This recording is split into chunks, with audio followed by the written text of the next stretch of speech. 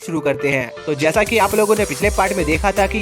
Bye और उसके साथी अपनी शिप को बनाने के लिए कुछ मटेरियल जमा करने सीक्रेट लैब में जाते हैं, जहां पर बाय का सामना एक स्पिरिट रॉड से हो जाता है जो उसे खा जाता है, जिसकी बॉडी में बाय को एक हेवनली रैंक का वेपन मिलता है, जिससे बाय उस मॉन्स्टर को हरा देता है और वो लोग उस रिलैम्प से लाए मटेरियल को लेकर अपनी शिप को कंप्लीट कर लेते हैं और ब्लड स्ट्रीम सेक्टर की करंट सिचुएशन जानने के लिए उनकी तरफ निकल जाते हैं, जहां पर बाय को पता चलता है कि लीडर सॉन्ग पूरे ब्लड स्ट्रीम सेक्टर को खाली करा रहे थे क्योंकि वो मिडिल स्ट्रीम के साथ होने वाली वॉर में ब्लड एंसेस्टर की बॉडी का यूज करने वाले थे, जिसके लिए उन्हें बाय की जरूरत थी और ब्लड एंसेस्टर की बॉडी को यूज करने की वजह से सारे ब्लड पिक्स डिस्ट्रॉय हो जाते। लेकिन बाय के पास ब्लड एंसेस्टर की बॉडी को यूज करने के अलावा और कोई चारा नहीं होता है, इसलिए बाय लीडर सॉन्ग के प्लान को एक्सेप्ट कर लेता है। अब आगे तो इस पार्ट की शुरुआत में हम अगले दिन का सीन देखते हैं, जहां पर लीडर सॉन्ग ने अपने सेक्टर के सभी वॉरियर को इकट्ठा कर रखा था जो कि इस वॉर में पार्टिसिपेट करने वाले थे, जहां पर बाय उन सभी वॉरियर्स को बताता है कि वो लोग मिडिल स्ट्रीम जाने के लिए ब्लड एंसेस्टर की बॉडी का यूज करने वाले हैं, जिस वजह से उन सभी को अपने घरों को सेक्रीफाइस करना होगा।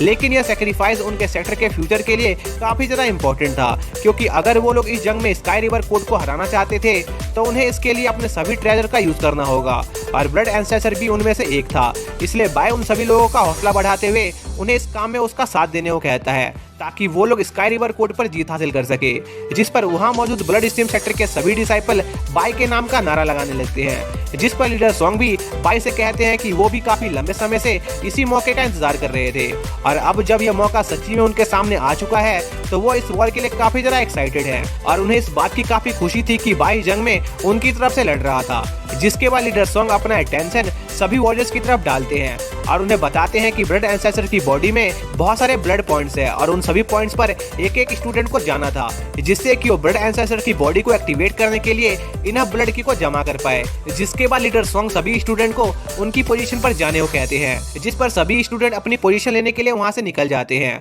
और यह नजारा देखकर सभी लीडर काफी ज्यादा हैरान होते हैं, क्योंकि उन्हें समझ नहीं आ रहा था कि आखिर लीडर सॉन्ग क्या करने की कोशिश कर रहे थे। तभी लीडर सॉन्ग बाय को बताते हैं कि अब उन्हें ब्लड एंसेस्टर की बॉडी को एक्टिवेट करने के लिए बस 7 फिजिकल सोल और 3 स्पिरिचुअल सोल की जरूरत थी, जिसके लिए लीडर सॉन्ग अपने सभी नेसेंट सोल लेवल साथियों को 7 फिजिकल सोल्स की जगह लेने को कहते हैं और बाय को 3 स्पिरिचुअल सोल्स की पोजीशन लेने का ऑर्डर देते हैं, जिस पर बाय लीडर सॉन्ग की बात समझ जाता है। फिर लीडर सॉन्ग अपने सभी साथियों के साथ अपनी पोजीशन लेने चले जाते हैं, जिस पर बाय भी ब्लड एंसेस्टर की बॉडी में एंटर करके अपनी पोजीशन पर चला जाता है, जिससे वो सभी लोग बाय के ब्लड की मदद से बाय की कॉन्शियसनेस से कनेक्ट हो जाते हैं, जिससे बाय उन सभी लोगों की प्रेजेंस को महसूस कर पा रहा होता है। जिस पर बाय उन सभी लोगों को बताता है कि वो लोग अपने ब्लड कनेक्शन की मदद से सिर्फ ब्लड एंसेस्टर की बॉडी को जिंदा कर सकते थे, लेकिन वो लोग उनकी सोल को वापस नहीं ला सकते थे। इसका मतलब यह था कि वो लोग इस वॉर को बस ब्लड एंसेस्टर की बॉडी की मदद से ही जीतने वाले थे। जिसके बाद बाय अपने ब्लड एंसेस्टर की पावर का यूज करके ब्लड एंसेस्टर की बॉडी को हेवन रीचिंग रिवर से बाहर निकालने लगता है,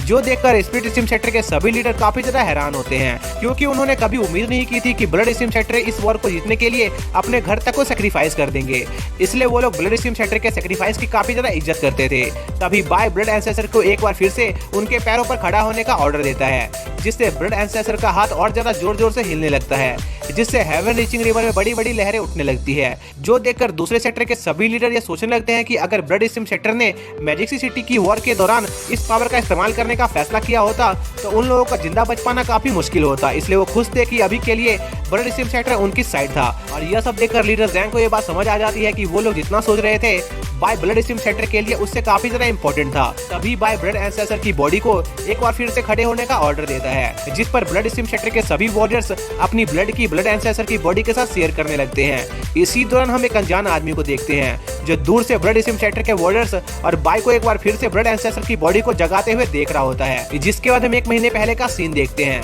जहां पर अपर स्ट्रीम के लोग स्काई रिवर कोड को उनके ऑर्डर को न फॉलो करने के लिए सजा देने का फैसला करते हैं, जिस पर स्काई रिवर कोड का लीडर उस अटैक को रोकने की कोशिश करता है, क्योंकि वो नहीं चाहता था कि सिर्फ उसकी गलती की सजा उनके पूरे सेक्टर को भुगतनी पड़े। पर स्काई रिवर कोड का लीडर उस अटैक को नहीं रोक पाता है और उस अटैक से उनका स्काई रिवर कोड लगभग तबाह हो जाता है। फिर हम टर्मिनल सेक्टर के कुछ लोगों को देखते हैं जो स्पिरिट स्ट्रीम सेक्टर की वॉरशिप्स को स्काई रिवर कोड की तरफ जाता हुआ देख रहे थे, जो देख उन्हें स्काई रिवर कोड के लिए काफी बुरा लग रहा होता है, क्योंकि अभी स्काई रिवर कोड को उनकी पनिशमेंट मिले 1 महीने का समय भी नहीं बीता था और रिवर डिफाइनिंग सेक्टर उन पर हमला करने आ गए थे। पर भले ही रिवर डिफाइनिंग सेक्टर कितना ही ज्यादा एक्स्ट्रा ऑर्डिनरी और पावरफुल क्यों ना हो, लेकिन इसके बावजूद भी उन लोगों को लग रहा होता है कि स्काई रिवर कोर्ट के कल्टीवेटर रिवर डिफाइनिंग सेक्टर के लोगों को हरा देंगे। पर इसके बाद भी दूसरे सेक्टर इतनी जल्दी ये फैसला नहीं करना चाहते थे कि उन्हें अभी किस सेक्टर का साथ देना चाहिए, क्योंकि वो लोग बाद में किसी दिक्कत में नहीं फंसना चाहते थे। इसी दौरान रिवर डिफाइनिंग सेक्टर की आर्मी धीरे धीरे स्काई रिवर कोर्ट की तरफ बढ़ रही होती है, जिसके साथ ही ये पार्ट यहीं पर खत्म हो जाता है।